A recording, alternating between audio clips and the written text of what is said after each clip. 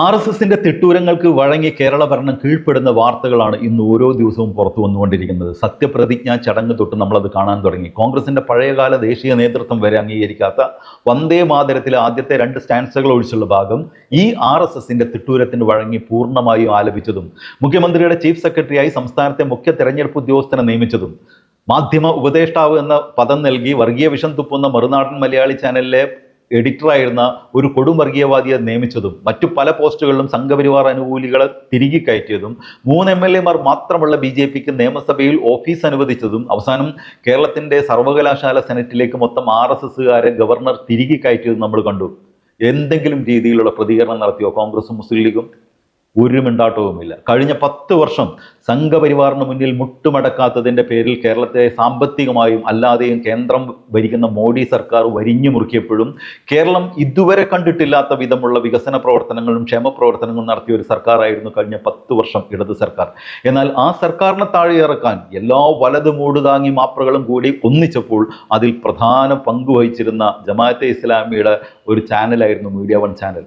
എന്നാൽ ഭരണം മാറി കേവലം 3 ആഴ്ച പിന്നിടുമ്പോഴേക്ക് മീഡിയ വണ്ണിൻ്റെയും മാധ്യമം പത്രത്തിൻ്റെയും വെൽഫെയർ പാർട്ടിയുടെയും കരച്ചിൽ സഹിക്കാൻ പറ്റാത്ത നിലയിലെത്തിയിട്ടുണ്ട്. ഒരു ഭാഗത്ത് ഈ കരച്ചിൽ തുടങ്ങിയെങ്കിലും മറുഭാഗത്ത് ഓന്തിനെ തോൽപ്പിക്കുന്ന നിറം മാറ്റ വൈദഗ്ധ്യമുള്ള ഒരു മീഡിയ വണ്ണിലുണ്ട് എന്ന് തെളിഞ്ഞുകൊണ്ടിരിക്കുകയാണ്. ഇടതുപക്ഷത്തെയും ഇടതുപക്ഷ സർക്കാരിനുമെതിരെ മുസ്ലിം ന്യൂനപക്ഷങ്ങൾക്കിടയിൽ കൊടും വിഷം ചീറ്റുന്ന ആ ഇരുണ്ട മുറിയിലെ അടുപ്പുകൂട്ടി ചർച്ചയിലെ ഒരു മഹാനിപ്പോൾ PM ശ്രീയിൽ മുസ്ലിം ലീഗിന്റെ വിദ്യാഭ്യാസ മന്ത്രി ഒപ്പിടുമെന്നായപ്പോൾ അതിനെ ന്യായീകരിക്കാൻ വേണ്ടി രംഗത്തെത്തിയത് കണ്ടപ്പോൾ മൂക്കത്ത് വിരൽ വെച്ചുപോയി.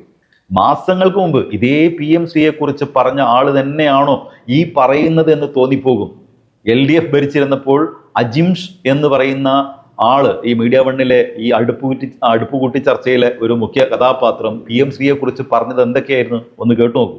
ഇതിലേറ്റവും പ്രധാനപ്പെട്ട പ്രശ്നം ഇത് ഏതെങ്കിലും ഒരു നയം അടിച്ചേൽപ്പിക്കുന്നു എന്നതിനേക്കാൾ ഉപരി കേരളത്തെ പോലൊരു സംസ്ഥാനത്ത് വളരെ ദുരവ്യാപകമായ പ്രത്യാഘാതങ്ങൾ ഉണ്ടാക്കുന്ന ഒന്നാണിത്. അതിൻ്റെ പ്രധാനപ്പെട്ട കാരണം എന്താണ് നാഷണൽ എഡ്യൂക്കേഷൻ പോളിസി എന്ന് അറിയണം. അതിൻ്റെ ആ പോളിസി കൊണ്ടുവരാൻ കാരണം അപ്പോൾ നമുക്കറിയാം RSSനെയും BJPയും സംബന്ധിച്ച് അവർ കാതലായ മാറ്റം രാജ്യത്ത് വരുത്താൻ ഉദ്ദേശിക്കുന്ന ഒരു പ്രധാനപ്പെട്ട മേഖലയാണ്. ഒരുപാട് മേഖലകളിൽ അവർ മാറ്റം വരുത്തിക്കൊണ്ടിരിക്കുന്നുണ്ട്. ഒന്ന് ഫെഡറൽ തത്വങ്ങൾ. ഈ നാഷണൽ എഡ്യൂക്കേഷൻ പോളിസി ആദ്യം കടക്കൽ കത്തിവയ്ക്കുന്നത് ഫെഡറൽ തത്വങ്ങൾക്കാണ്. രണ്ടാമത്തെ കാര്യം ഇതിൻ്റെ വിദ്യാഭ്യാസത്തിൻ്റെ കച്ചവടവൽക്കരണമാണ്. അത് ഒന്ന് ഇതിനെ ഒരു സെൻട്രലൈസ് ചെയ്യുന്നു, വിദ്യാഭ്യാസം എന്നൊരു ഡിനോമിനേഷനെ സെൻട്രലൈസ് ചെയ്യുന്നു എന്നൊരു പ്രശ്നം. അതായത് ഫെഡറൽ തത്വങ്ങൾക്ക് നിരക്കാത്ത രീതിയിൽ അതിനെ സെൻട്രലൈസ് ചെയ്യുന്നു. രണ്ടാമത്തെ കാര്യം ഇതിൻ്റെ കച്ചവടവൽക്കരണമാണ്. ഈ കച്ചവടവൽക്കരണത്തെ ഇടതു പാർട്ടികൾ എല്ലാവരും എതിർത്തുകൊണ്ടിരുന്നത്, CPM എതിർത്തുകൊണ്ടിരിക്കുന്നതാണ്. CPM തന്നെ രേഖകളുണ്ട്. മൂന്നാമത്തെ കാര്യമാണ്, അതാണ് ഏറ്റവും കോർ ഇഷ്യൂ. മൂന്നാമത്തെ കാര്യം ഇതിൻ്റെ കമ്മ്യൂണലൈസേഷനാണ്. അതായത് വിദ്യാഭ്യാസത്തെ വർഗീയവൽക്കരിക്കുക. അതിൻ്റെ എക്സാമ്പിൾ നമ്മൾ ഗുജറാത്തിൽ കണ്ടതാണ്. ഗുജറാത്ത് പിന്നീട് എന്തായി മാറി നമ്മൾ കണ്ടതാണ്. അപ്പോൾ ഇതിപ്പോൾ കേരളത്തിലേക്ക് വന്ന് ഞങ്ങൾ ചെറുത്തു നിൽക്കും. ഞങ്ങളുടെ അക്കാദമിക് സ്വാതന്ത്ര്യം, ഒരു അക്കാദമിക് സ്വാതന്ത്ര്യം ഇല്ല. അവിടെ എന്താണോ അവരെന്ത് ഫ്രെയിംവർക്കിലാണോ പാഠപുസ്തകങ്ങൾ തയ്യാറാക്കുന്ന ആ ഫ്രെയിംവർക്കിലൂടെ പുസ്തകം അച്ചടിക്കാനുള്ള പണി മാത്രം സ്റ്റേറ്റ് എടുത്താൽ മതി എന്നാണ് അതിൽ പച്ചയ്ക്ക് എഴുതി വെച്ചിട്ടുള്ളത്. ബാക്കി എല്ലാ ഫ്രെയിംവർക്കും അവർ തരും. അവർ തരുന്ന ഫ്രെയിംവർക്ക് അനുസരിച്ച് ഇവിടെ കണ്ടന്റ് ഉണ്ടാക്കണം. ആ കണ്ടന്റ് പഠിക്കുന്ന ഒരു തലമുറ അധിക സമയമൊന്നും വേണ്ട. ഗുജറാത്തിൽ BJP അധികാരത്തിൽ നിന്ന് 95-ലാണ്. 95 അധികാരത്തിൽ നിന്ന് 2002 അവിടെ കലാപം നടന്നു. ഇന്ന് ഗുജറാത്തിൻ്റെ അവസ്ഥ എന്താണ്? അതിൻ്റെ ഏറ്റവും പ്രധാനപ്പെട്ട കാരണമായി സാമൂഹിക സംഘടനകൾ ചൂണ്ടിക്കാട്ടുന്ന അവിടുത്തെ പാഠപുസ്തകങ്ങളിൽ വന്ന മാറ്റമാണ്.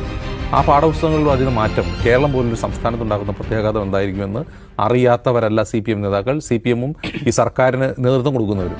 പക്ഷേ എന്നിട്ട് ഇത്രയും ഗൗരവമുള്ളൊരു വിഷയത്തിൽ അവർ ഒളിച്ചുപോയി ഒപ്പിട്ടു, ആരെയും അറിയിക്കാതെ, സ്വന്തം മുന്നണിയിലുള്ള ആളുകളെ പോലും അറിയിക്കാതെ, അവരുടെ പാർട്ടിയുടെ ജനറൽ സെക്രട്ടറി അറിയിക്കാതെ പോയി ഒപ്പിട്ടെങ്കിൽ അതിന് പിന്നിൽ ഈ ഫണ്ടാണ് പ്രശ്നം.